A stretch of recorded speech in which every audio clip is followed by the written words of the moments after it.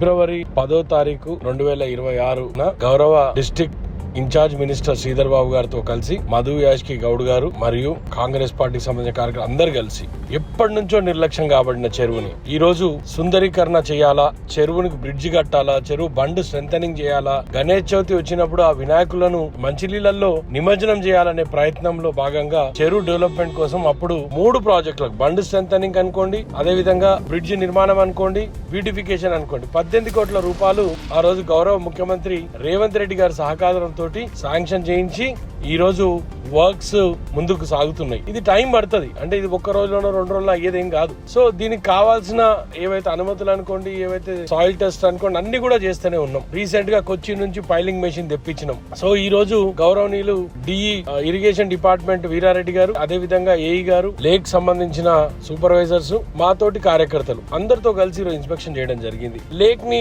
ఖచ్చితంగా పునరుద్ధరిస్తాం. దీన్ని ఒక మంచి లేక్ గా చేయాలన్నదే మా తపన.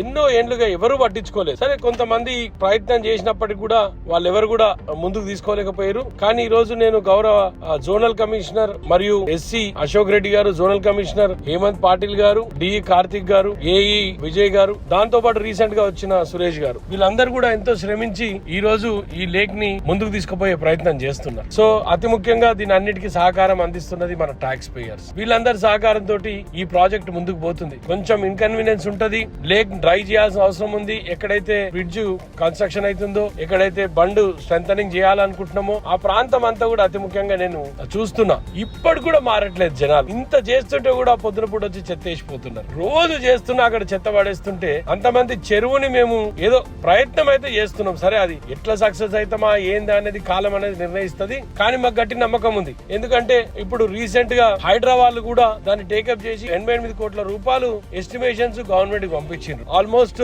ఇక ఎగ్జామిన్ స్టేజ్ దాటింది. ఖచ్చితంగా ఈ శాంక్షన్ కూడా వస్తుంది. 88 కోట్లతోటి ఈ చెరువుని ఇంకా మరింత అభివృద్ధి చేయాలని, సిల్ట్ అంతా తీయాలని రీసెంట్ గా రంగనాథ్ గారు వచ్చినప్పుడు మేము ఆయన దృష్టికి తీసుకుపోయినాం. ఆయన విజిట్ చేసిండ్రు.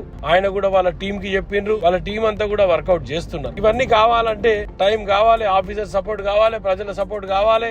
అదే విధంగా దీన్ని ముందుకు తీసుకుపోయే ప్రయత్నంలో ఎన్నో హడల్స్ ఉన్నాయి, చాలా విమర్శలు ఉన్నాయి. ఇవన్నీ కూడా అధిగమిస్తున్నాం. దోమల సమస్య ఇప్పుడైతే వాటర్ లెవెల్స్ పడిపోతున్నాయో కొంత గుర్రబ్డేక పెరిగే ప్రమాదం ఉన్నందున దోమలు కూడా కొంచెం ఇబ్బంది పెడుతున్నాయి. కానీ దాన్ని కూడా అధిగమించినాం. ఎక్కడేమో ఆగుతలేము. దోమలకు నిర్మూలించే చేయడానికి ఏ విధంగా అయితే మేము తీసుకుంటున్నామో చర్యలు, ఫాగింగ్ అనుకోండి, ఆయిల్ స్ప్రేయింగ్ అనుకోండి, అన్ని కూడా ఫిషెస్ వదలడం, ఇవన్నీ కూడా చేయడం జరిగింది. సో ఇవన్నిటిని కూడా తీసుకొని ఈ రోజు ఉదయం మరొకసారి ఇన్స్పెక్షన్ చేసినాం. ఖచ్చితంగా ఈ ప్రాజెక్ట్ అయ్యే వరకు చాలా సార్లు దీన్ని ఇన్స్పెక్ట్ చేస్తాం. ఒక మంచి ప్రాజెక్ట్ గా సరూనగర్ మరియు లింగోజిగూడ వాసులకు, అదే కాకుండా జంట నగరాల్లో ఒక మినీ ట్యాంక్ బండ్ గా గణేష్ నిమజ్జనానికి ఎక్కడైతే దోహదపడుతుందో ఈ ట్యాంక్ ని సుందరంగా తీర్చిదిద్ది మన గణేష్ ని పండుగ చాలా అంటే మంచి నీళ్లలో చేయాలనే ప్రయత్నం చేస్తున్నాం. మరి ఎంతవరకు సక్సెస్ అవుతామా అనేది ప్రజలు కూడా దాన్ని సహకరించాలని కోరుతున్నాం. Thank you.